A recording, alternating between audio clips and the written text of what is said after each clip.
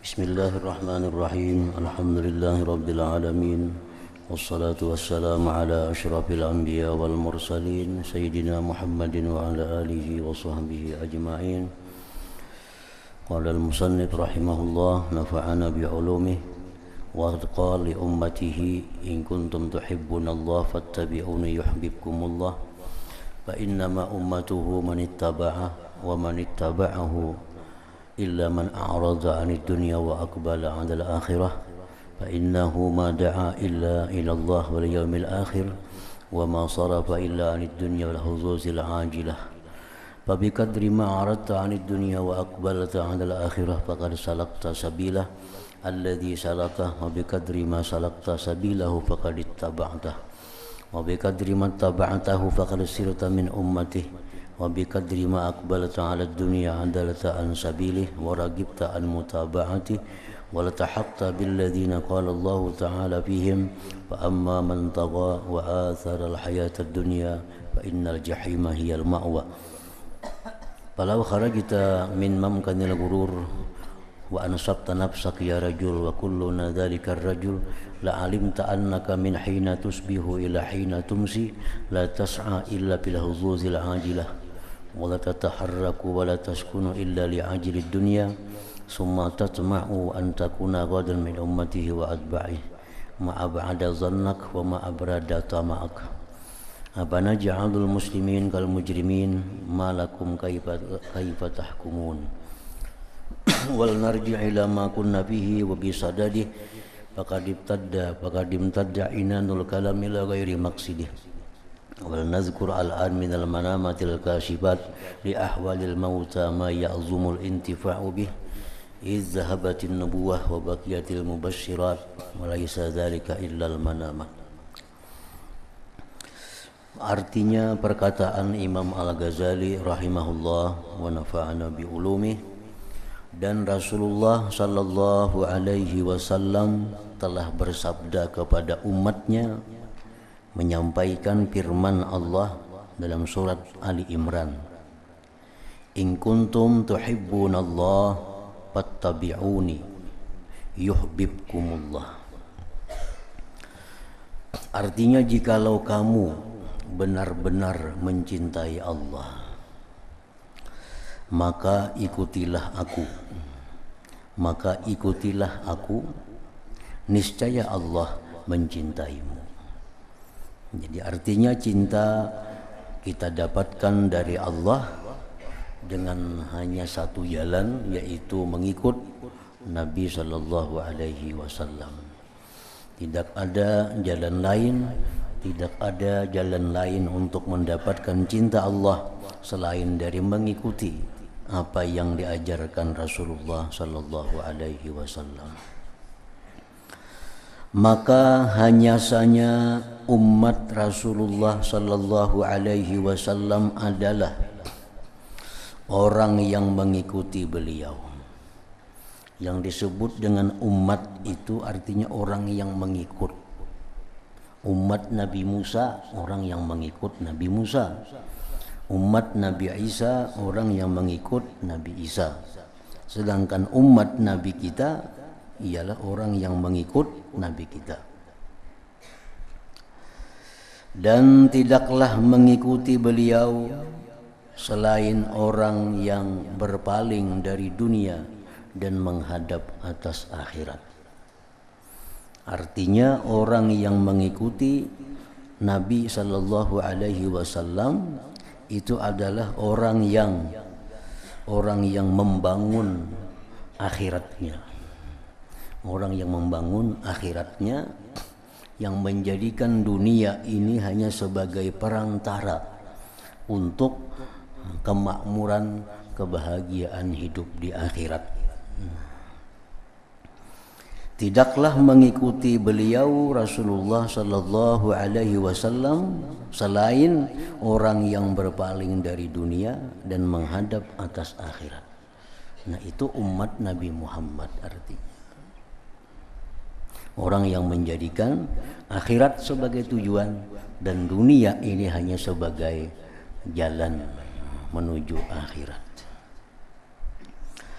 Karena sesungguhnya beliau Rasulullah sallallahu alaihi wasallam tidak mengajak selain kepada Allah dan hari akhir. Dan tidaklah beliau melainkan dari dunia dan bahagian-bahagian, keuntungan-keuntungan yang segera. Jadi Rasulullah sallallahu alaihi wasallam selaku orang yang kita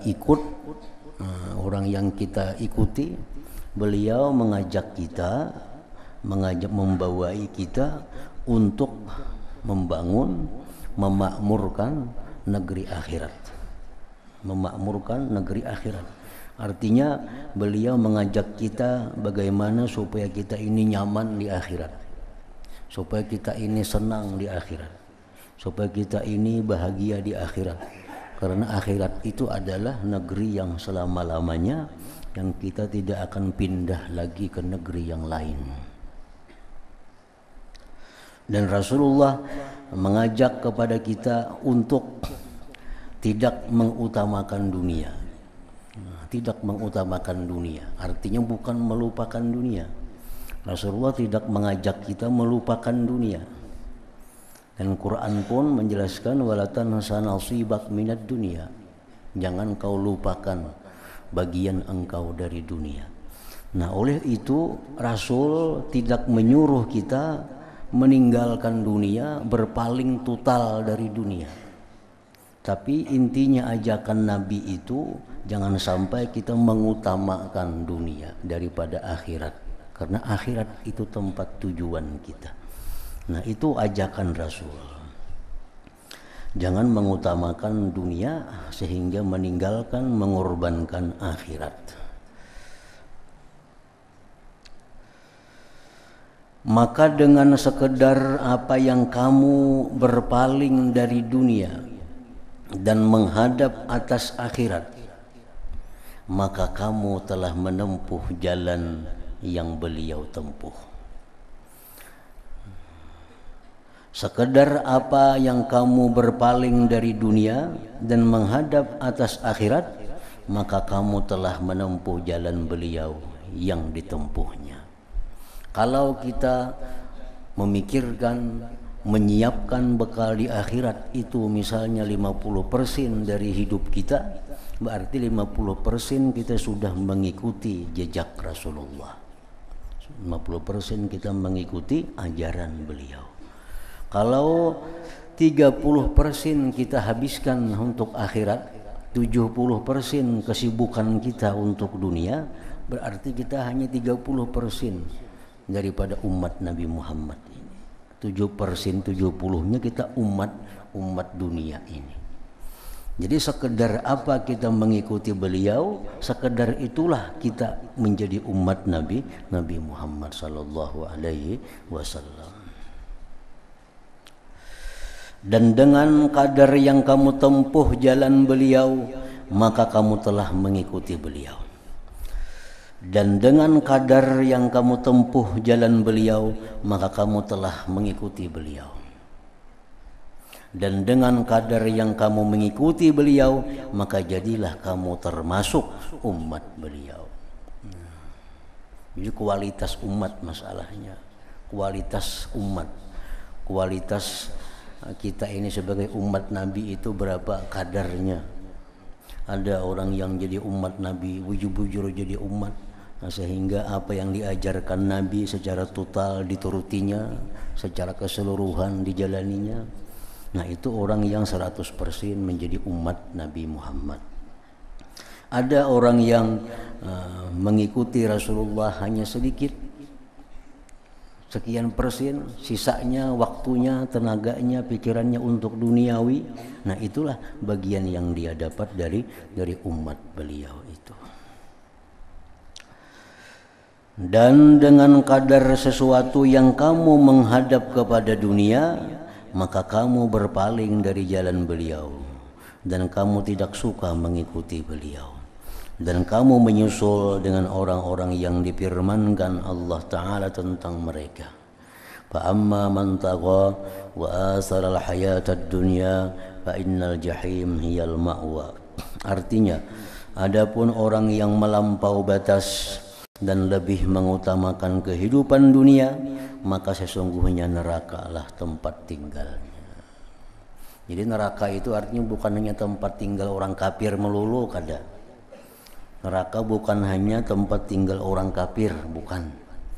Tetapi juga neraka itu tempat tinggal orang-orang yang mengutamakan kehidupan dunia ini. Orang-orang yang mengutamakan kehidupan dunia.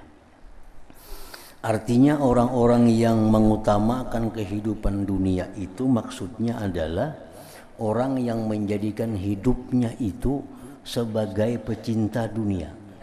Dunia itu yang nomor satu baginya. Sehingga kesibukan-kesibukan apapun dari akhirat, kalau itu merugikan dunianya, dia kalahkan akhirat. Nah, itu artinya orang yang pecinta dunia, orang yang mengutamakan dunia. Apapun kegiatan-kegiatan akhirat, sembahyang berjamaah itu kegiatan akhirat. Menuntut ilmu ini kegiatan akhirat. Kalau itu bertentangan dengan kegiatan dunianya, inya kalahkan kegiatan akhirat itu. Nah, ini orang yang mengutamakan dunia ngarannya. Itulah disebut dengan anak dunia atau pecinta dunia. Nah, lain halnya dengan orang yang pecinta akhirat. Nah, orang yang pecinta akhirat, yang berhadap kepada akhirat. Bagaimanapun kesibukan-kesibukan dunianya, kalau itu bertentangan dengan jadwal kesibukan akhiratnya, inya kalahkan dunia itu. Nah, ini orang pecinta akhirat. Pecinta akhirat. Apapun kesibukan dunia, kalau sudah bertentangan dengan kesibukan akhirat, pasti dunia yang dikalahkannya. Nah, ini orang yang mengutamakan akhirat.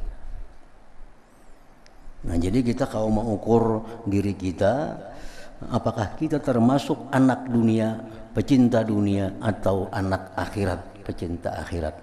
Apa yang kita utamakan di antara dua itu bila saling berhadapan, saling bertentangan.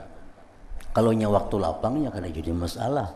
Sembahyang berjamaah rutin aja, ke pengajian rutin aja. Kalau lapang. Tapi di waktu kita ada kesibukan, nah di situ kita bisa mengukur kualitas kita, apakah termasuk pecinta dunia atau pecinta akhirat. Bila kita korbankan kepentingan dunia, yang penting akhirat kita jalan, berarti kita pecinta akhirat. Bila kita korbankan akhirat, yang penting dunia lulus, dunia jalan, itu anak dunia. Nah, ini yang difirmankan Tuhan, fa amma man tagha wa asaral hayatad dunya fa innal jahim hiyal ma'wa. Adapun orang yang melampau batas dan lebih mengutamakan kehidupan dunia, maka sesungguhnya neraka lah tempat tinggalnya. Walaupun dia muslim, walaupun dia mukmin, walaupun dia penuntut ilmu, tetapi kalau sudah mengutamakan dunianya, fa innal jahim hiyal ma'wa, maka neraka jahimlah tempat tinggalnya.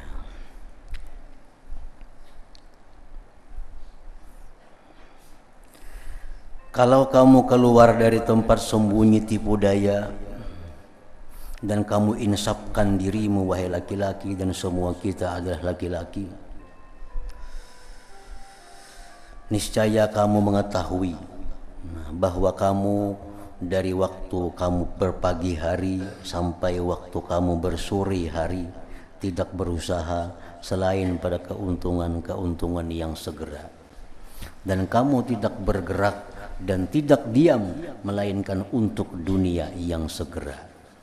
Artinya kalau kita mau merenungi, mau memikirkan daripada kita ini, niscaya kita akan mengakui bahwa kita ini adalah lebih banyak cenderung mengutamakan kehidupan dunia.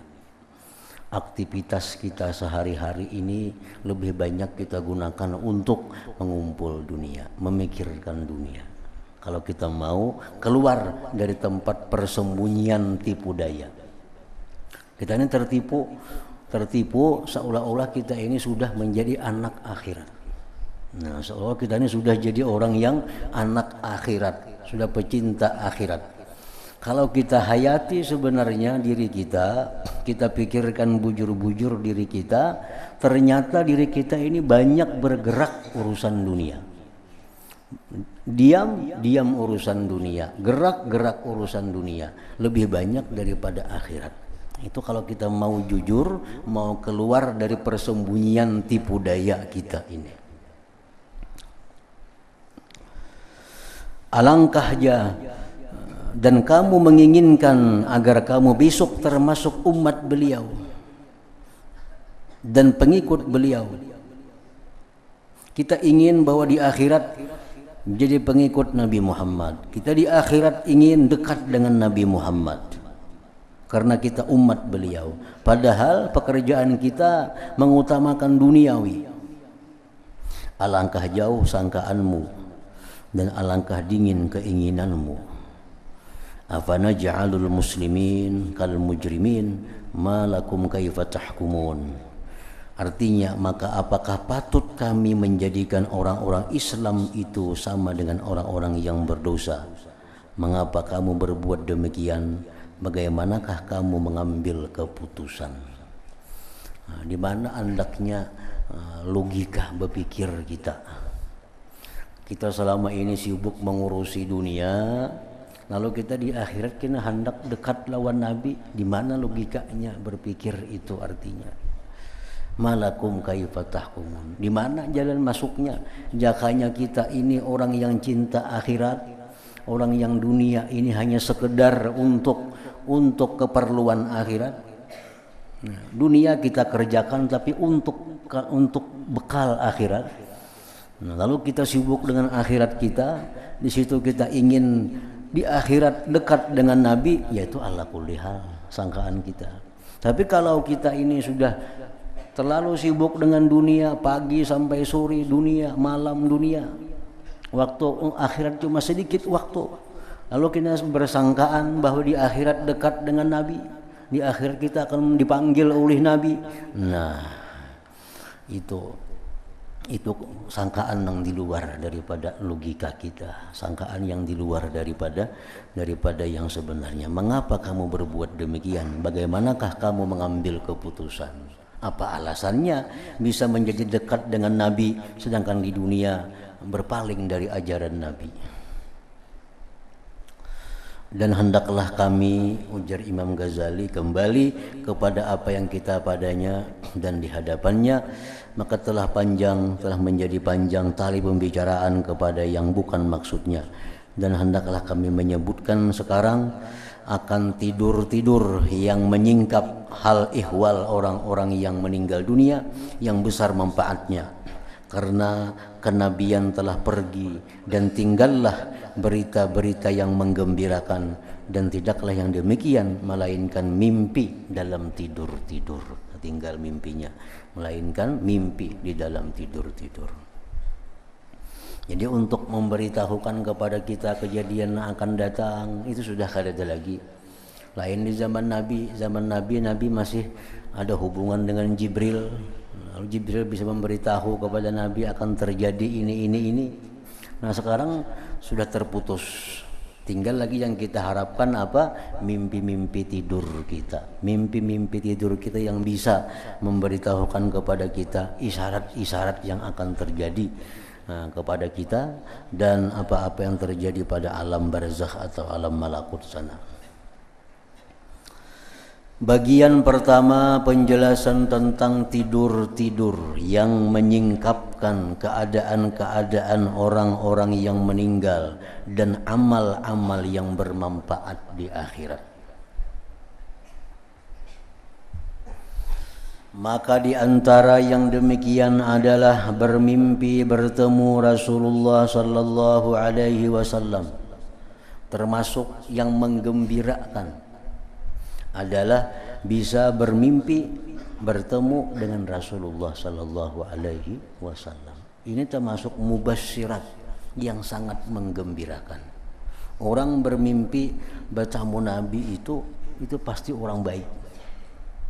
Walaupun mimpinya dimarahi Nabi misalnya, dipukul Nabi dalam mimpi itu.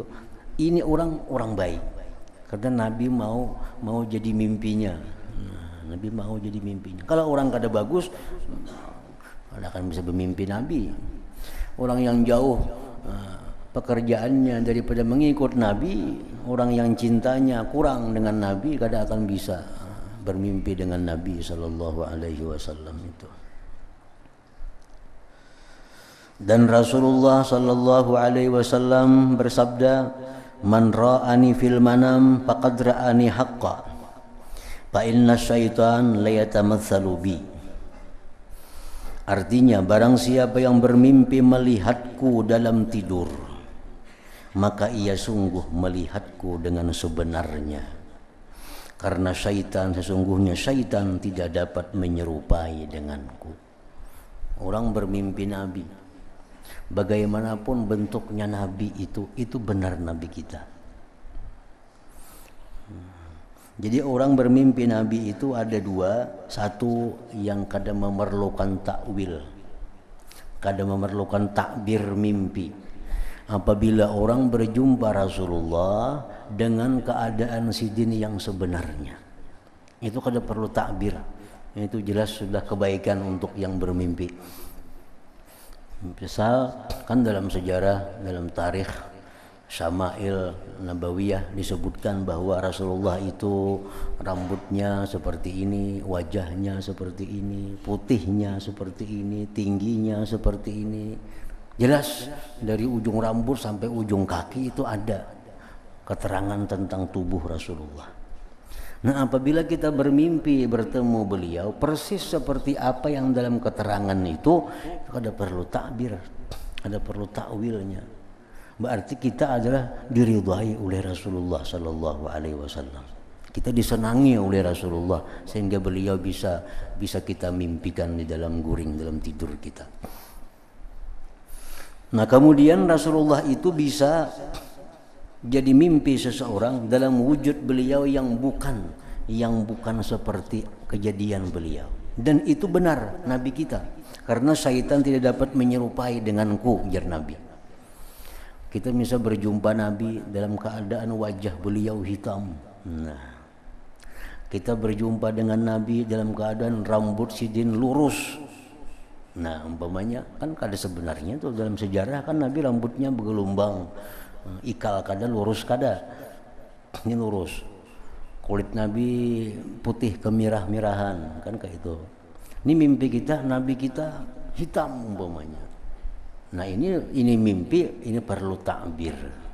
Perlu ada orang yang menakbirkannya. Dan ada kitabnya yang dikarang oleh Ibnu Sirin, Abdul Ghani An-Nabulusi yang menyingkap tentang takbir mimpi itu. Berarti kita ada masalah dengan Nabi. Dan ini Nabi menghendaki agar kita baik maksudnya. Nabi hirang misalnya. Nah, padahal wujud yang sebenarnya putih, kemirah-mirahan. Nah, itu perlu diperiksa. Nah, apa aku ini salahnya nih makan ini? Nah, itu dicari kitab takbir mimpi. Mungkin ada i'tikad kita yang kada baik, mungkin ada keyakinan kita yang salah, mungkin ada kita yang tidak menyenangkan Rasulullah sehingga demikian mimpinya.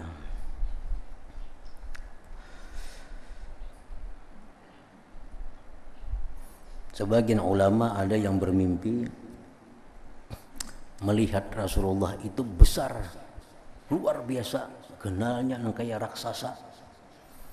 Ini seorang bermimpi Rasulullah, melihat Rasulullah itu memenuhi kota itu.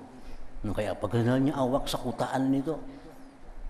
Jadi kayak kota berapa ini penuh dengan tubuh Rasulullah. Nah, dicari takwil mimpinya, itu menunjukkan bahwa satu saat kota itu akan dijalankan syariat Allah Subhanahu wa taala. Nah, satu saat kota itu akan menjadi kota yang baldatun thayyibah wa rabbun ghafur. Nah, dalam rumah kah? Ini memimpi kita bertemu Rasulullah. Hibak di rumah itu penuh dengan Rasulullah.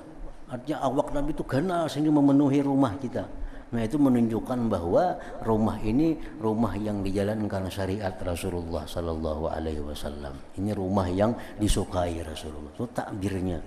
Nah, jadi kalau bermimpi Nabi itu di luar daripada kejadiannya, kan Nabi kita kan kalau dalam makna kayak itu awak sih kan ada kayak raksasa itu kalau. Nah, jadi itu perlu takbir mimpi. Nah, para ulama sudah mengarang kitabnya ada tentang takbir mimpi itu. Umar bin Khattab radhiyallahu anhu berkata, Sayyidina Umar, saya bermimpi melihat Rasulullah sallallahu alaihi wasallam dalam tidur. Lalu saya melihat beliau tidak memandang kepadaku. Sayyidina Umar bermimpi melihat Nabi. Rasulullah kada mau cangang melawan Sayyidina Umar. Lalu saya bertanya, wahai Rasulullah, dalam mimpi itu, wahai Rasulullah, apakah keadaanku? Maka beliau berpaling kepadaku. Ada apa wahai Rasulullah? Apa yang salah? Dan beliau bersabda, bukankah kamu mencium sedangkan kamu berpuasa? Bukankah engkau mencium istri engkau sedangkan kamu sedang puasa? Kan itu perbuatan yang dimakruhkan. Perbuatan yang dimakruhkan kalau kadang menimbulkan syahwat. Bukankah kamu mencium istrimu sedangkan kamu berpuasa? Dan beliau bersabda, demi zat yang diriku dalam kekuasaannya, aku tidak pernah mencium perempuan selamanya sedangkan aku berpuasa. Jadi artinya Sayyidina Umar ini melakukan hal-hal yang dimakruhkan pada waktu puasa.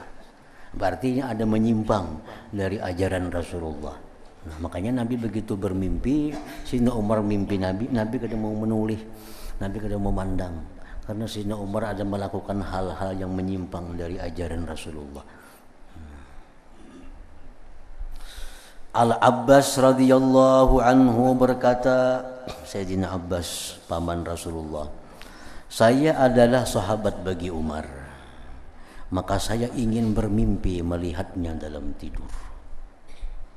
Maka tidaklah saya melihatnya melainkan di awal tahun. Lalu saya melihat ia Umar dalam mimpi, melihat ia Umar mengusap keringat dari keningnya. Dan ia berkata, inilah waktu kelapanganku. Sungguh istanaku runtuh jikalau aku tidak menjumpai yang maha pengasih lagi maha penyayang. Nah, ini perkataan Umar dalam mimpi kepada Abbas bin Abdul Muttalib. Ujar Umar, sekarang aku sudah lapang, sekarang aku sudah nyaman, dan amal perbuatanku itu sebenarnya runtuh kalau aku kada bertemu dengan Tuhan yang maha pengasih lagi maha penyayang. Nah, jadi tahu Abbasnya Umar tuh nyaman di sana, Umar tuh selamat di sana karena ada mimpi. Nah, jadi mimpi ini mubasyirat disebut adalah pemberi kabar gembira. Dengan mimpi kita tahu apa yang terjadi kawan kita di alam barzakh sana. Nah, kita bisa mengetahui nyaman kayaknya, susah kah di sana, bisa diketahui lewat mimpi ini. Al-Hasan bin Ali radhiyallahu anhuma berkata, Ali radhiyallahu anhu berkata kepadaku bahwa Rasulullah SAW berkesempatan bagiku tadi malam dalam tidurku. Sayyidina Ali malam tadi bermimpi bertemu Rasulullah. Lalu saya bertanya, wahai Rasulullah, apa yang engkau jumpai dari umat engkau? Rasulullah SAW bersabda, berdoalah atas mereka. Maka saya berdoa, ya Allah, gantikanlah aku dengan mereka orang yang lebih bagiku daripada mereka, dan gantikanlah mereka denganku orang yang lebih jelek dariku bagi mereka. Ini isyarat daripada bahwa Ali akan menghabisi hidupnya. Mimpi ini menunjukkan bahwa Sayyidina Ali akan hilang, akan wafat. Malamnya bermimpi itu, lalu Sayyidina Ali keluar rumah menuju masjid, maka dipukul oleh Ibnu Muljam. Akhirnya beliau tersungkur dan wafat. Jadi mimpi ini bisa artinya berfungsi untuk memberitahu hal-hal kejadian yang akan datang. Sebagian syekh berkata, saya bermimpi bertemu dengan Rasulullah sallallahu alaihi wasallam, maka saya berkata, wahai Rasulullah, mohonkanlah ampunan bagiku. Maka Rasulullah SAW berpaling dariku. Kada mehirani, berpaling. Lalu saya berkata, wahai Rasulullah, sesungguhnya Sufyan bin Uyainah menghadiskan kepada kami dari Muhammad ibn al-Munkadir dari Jabir bin Abdullah bahwasanya engkau tidak diminta akan sesuatu sama sekali kalau engkau bersabda tidak. Nah, waktu pertama, wahai Rasulullah, mintakanlah ampun kepada Allah. Rasulullah berpaling. Lalu ujar si guru ini, wahai Rasulullah, kami ada hadis yang diajarkan Sufyan bin Uyainah dari gurunya Muhammad bin Munkadir dari Jabir sahabat engkau. Jabir berkata bahwa engkau tidak pernah menolak apa yang diminta. Maka beliau menghadap kepadaku, Nabi tadi, lalu bersabda Nabi, ghafarallahu lak, mudah-mudahan Allah mengampuni bagimu. Nah, ini bermimpi minta ampun kepada Allah melalui Nabi sallallahu alaihi wasallam. Diriwayatkan dari Al-Abbas ibnu Abdul Muttalib, ia berkata, saya adalah bersaudara dengan Abu Lahab, sama-sama anak Abdul Muttalib, dan berteman dengannya, badang sanak dan bakawan. Ketika ia meninggal dunia dan Allah memberitahukan tentangnya dengan apa yang dia beritahukan, maka saya bersedih hati atasnya dan menyusahkanku oleh urusannya. Karena Abu Lahab kan mau beriman lawan Nabi sampai mati, sehingga turun ayat Quran, tabbat yada abi lahabi wa tab ma agna anhu maluhu wa ma kasab. Ujar Abbas, aku ini ngarandang sanak sedih hai hati. Nah sanak itu, nah Quran menurunkan ayat bahwa Abu Lahab itu menyala api di awaknya. Aku ini sedih. Maka saya meminta kepada Allah Ta'ala selama setahun, minta tiap malam minta kepada Allah agar memperlihatkan ia kepadaku dalam tidur. Minta kepada Allah agar bisa melihat Abu Lahab. Minta bermimpi tiap malam sampai setahun, minta kepada agar bisa bermimpi Abu Lahab, agar bisa minta melihat Abu Lahab bagaimana keadaan di sana. Lalu saya bermimpi melihatnya, ia menyala dengan api, ujar Abbasnya. Lalu saya bertanya kepadanya tentang keadaannya, bagaimana keadaan engkau wahai Abu Lahab? Maka ia menjawab, saya menjadikan neraka dalam azab, tidak diringankan daripadaku dan tidak dilapangkan azab neraka ini kecuali pada malam Senin dari semua malam dan hari. Tiap hari aku disiksa seperti ini, jar Abu Lahab, kecuali pada malam Senin aku dapat keringanan daripada azab ini. Lalu ujar Abbas, saya bertanya, bagaimana demikian? Kenapa malam Senin dapat keringanan azab? Ia berkata, dilahirkan pada malam itu Muhammad sallallahu alaihi wasallam. Lalu Umaymah datang kepadaku, seorang hamba sahaya, budak. Lantas ia memberi berita gembira kepadaku bahwa Aminah telah melahirkannya. Maka saya merasa senang dengannya dan saya merdekakan budak perempuanku karena merasa senang dengannya. Jadi waktu lahir Nabi kita, seorang budak Abu Lahab ngarannya Umaymah datang, wahai Abu Lahab, itu Aminah telah melahirkan putra laki-laki. Abu Lahab itu saking gembiranya mendengar Aminah melahirkan itu, yang menyampaikannya dimerdekakan oleh Abu Lahab. Engkau merdeka, sudah ampih jadi budakku, nanti lepas. Maka Allah memberi ganjaran kepadaku dengan sebab yang demikian itu, bahwa dihilangkan daripadaku azab pada setiap malam Senin. Nah, karena pernah sekali Abu Lahab ini gembira dengan lahirnya Rasulullah sallallahu alaihi wasallam, padahal belum tahu itu jadi nabi, belum tahu itu jadi rasul. Abu Lahab ada tahu lagi kekanakan ini bakal jadi rasul, kena ada tahu. Abu Lahab belum, cuma gembira karena ini anak kemanakan nih telah melahirkan. hitungannya cucu Nabi kita, anak kemanakan, anak dan sanak. Nah, ini anak dan sanak telah lahir. Lalu gembira hati kedatangan ini. Nah, gembiranya itu menyebabkan Abu Lahab diselamatkan, dihilangkan azab pada malam Senin. Setiap malam Senin Abu Lahab dapat kesenangan karena pernah sekali gembira atas lahirnya Rasulullah sallallahu alaihi wasallam. Nah, jadi keterangan ini dapatnya dalam mimpi Abbas. Bahwa Abu Lahab diringankan azab setiap malam Senin. Abdul Wahid bin Zaid berkata, saya keluar untuk menunaikan ibadah haji. Lalu saya ditemani oleh seorang laki-laki yang tidak berdiri, tidak duduk, tidak bergerak dan tidak berdiam, melainkan ia membaca salawat kepada Nabi sallallahu alaihi wasallam. Abdul Wahid salah seorang aulia Allah naik haji, takawan lawan seorang laki-laki, nang bacaannya salawat melulu.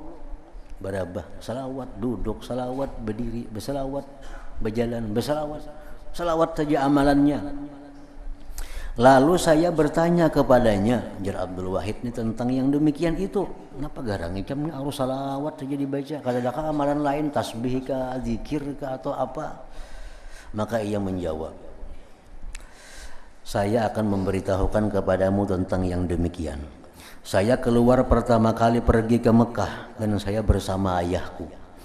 Maka manakala kami berangkat, saya tidur di sebagian rumah. Lalu ketika saya tengah tidur, tiba-tiba datang kepadaku orang yang datang. Seraya berkata kepadaku, bangunlah, Allah telah mematikan ayahmu dan menghitamkan wajahnya. Lalu saya terbangun dengan terkejut. Lantas saya buka kain dari wajahnya, maka tiba-tiba ia telah meninggal dunia dan lagi hitam wajahnya. Mimpi nih, asalnya mimpi. Diperiksa kenyataan, Abah meninggal dan hitam wajahnya. Lalu rasa ketakutan masuk kepadaku sebab demikian itu. Maka kenapa Abah ini makamu hirang? Maka ketika saya dalam keadaan bersedih, tiba-tiba mataku mengalahkanku, maka aku tertidur. Maka tiba-tiba saya melihat di atas kepala ayahku ada 4 orang hitam yang bersama mereka tiang-tiang besi. Tiba-tiba datanglah seorang laki-laki yang bagus wajahnya di antara 2 pakaian yang hijau. Lalu laki-laki itu berkata kepada mereka, berjauhlah. Lalu ia laki-laki itu mengusap wajah ayahku dengan tangannya. Kemudian ia mendatangiku seraya berkata, bangunlah, Allah telah memutihkan wajah ayahmu. Lalu saya bertanya kepadanya, siapa engkau? Bi abi anta wa ummi. Maka ia menjawab, aku Muhammad, aku adalah Nabi Muhammad. Teman itu berkata, ujar Abdul Wahid ini mengisahkan, teman itu berkata, lalu saya membuka kain dari wajah ayahku, tiba-tiba telah putih. Maka saya tidak meninggalkan salawat kepada Rasulullah SAW setelah itu. Nah, setelah kejadian itu, orang ini menjadikan salawat sebagai amalannya sehari-hari. Karena merasa bahwa Nabi kita yang memberitahunya dalam mimpi, Nabi kita yang menyelamatkan abahnya dalam mimpi juga tahunya, akhirnya menjadikan amalan salawat sebagai amalan pokoknya. Dari Umar ibnu Abdul Aziz berkata, Umar bin Abdul Aziz, saya bermimpi bertemu dengan Rasulullah sallallahu alaihi wasallam dan Abu Bakar dan Umar radhiyallahu anhuma duduk di dekat beliau. Lalu saya mengucap salam dan duduk. Maka ketika saya tengah duduk, tiba-tiba didatangkan Ali dan Muawiyah. Lalu dimasukkan ke suatu rumah dan direnggangkan pintu atas keduanya. Dan saya melihat, maka tidaklah lebih cepat daripada keluarnya Ali radhiyallahu anhu dari rumah itu, dan ia berkata, dia telah memutuskan bagiku demi Tuhan Ka'bah. Dia memimpi Umar bin Abdul Aziz, ini salah seorang aulia besar di masa tabi'in, bermimpi dudukan bersama Rasulullah, Abu Bakar, ada Sayyidina Umar. Tiba-tiba datang Sayyidina Ali dan Muawiyah. Keduanya masuk ke rumah. Rumah itu renggang pintunya. Begitu masuk keduanya, Sayyidina Ali keluar. Dan Sayyidina Ali berkata, dia telah memutuskan bagiku demi Tuhan Ka'bah. Dan tidaklah lebih cepat daripada keluarnya Muawiyah sesudah Ali. Habis itu Muawiyah pun keluar dari rumah itu. Dan ia berkata, dia telah mengampuniku demi Tuhan Ka'bah. Ibnu Abbas radhiyallahu anhu suatu kali terbangun dari tidurnya, lalu ia mengucapkan innalillahi wa inna ilaihi raji'un. Ibnu Abbas bangun guring mengucapkan innalillahi wa inna ilaihi raji'un. Dan ia berkata, Al-Husain terbunuh demi Allah. Jadi Ibnu Abbas, Sayyidina Husain terbunuh. Dan demikian itu sebelum terbunuhnya. Belum kejadian lagi Husain terbunuh, belum. Ibnu Abbas sudah bermimpi Husain itu terbunuh. Lalu para sahabatnya ingkar, tidak percaya kepada Ibnu Abbas. Maka ia berkata, saya bermimpi, jar Ibnu Abbas, bertemu dengan Rasulullah sallallahu alaihi wasallam. Dan bersama beliau kaca dari darah. Lalu beliau bersabda, apakah kamu tidak mengetahui apa yang diperbuat oleh umatku sepeninggalku? Mereka membunuh cucuku Al-Husain, dan ini darahnya dan darah teman-temannya yang aku mengangkatnya, melaporkannya kepada Allah Subhanahu wa taala. Itu mimpi yang disampaikan Nabi kepada Ibnu Abbas. Maka datanglah berita setelah 24 hari. 24 hari kemudian datang berita dengan terbunuhnya Al-Husain dan hari dari hari yang dimimpikan Ibnu Abbas itu. Nah, jadi mimpi ini ikhbar bil mustaqbal, menghabarkan kejadian yang akan datang. Dimimpikan Abu Bakar Siddiq radhiyallahu anhu, maka dikatakan kepadanya, sesungguhnya engkau telah berkata terus-menerus tentang lisanmu. Inilah yang membawa kepada tempat-tempat kedatangan. Maka apa yang diperbuat oleh Allah denganmu?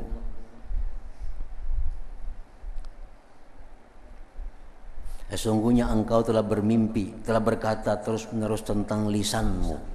Jaga lisan, pelihara lisan. Nah, inilah yang membawaku kepada tempat-tempat kedatangan. Orang ke surga bisa dengan lisannya. Orang ke neraka bisa sebab lisannya. Maka apa yang diperbuat oleh Allah denganmu? Orang memimpi bertemuan Abu Bakar. Kayak apa engkau di sana, wahai Abu Bakar? Abu Bakar menjawab, saya mengatakan dengan lisanku la ilaha illallah, maka dia kalimat itulah yang membawaku ke surga. Jadi mimpi-mimpi yang disebutkan ini, ada mimpi tentang mengetahui yang terjadi di alam barzah sana, macam kayak Abbas tadi mimpi Abu Lahab. Ada mimpi-mimpi yang berguna untuk menjelaskan yang akan terjadi di belakang hari.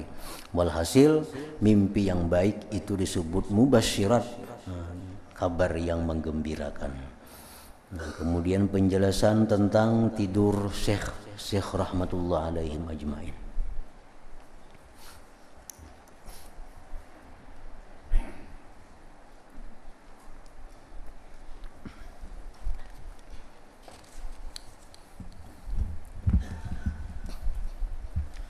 أفضل ذكر فاعلم أنه لا إله إلا الله محمد رسول الله لا إله إلا الله محمد رسول الله لا إله إلا الله محمد رسول الله لا إله إلا الله لا إله إلا الله لا إله إلا الله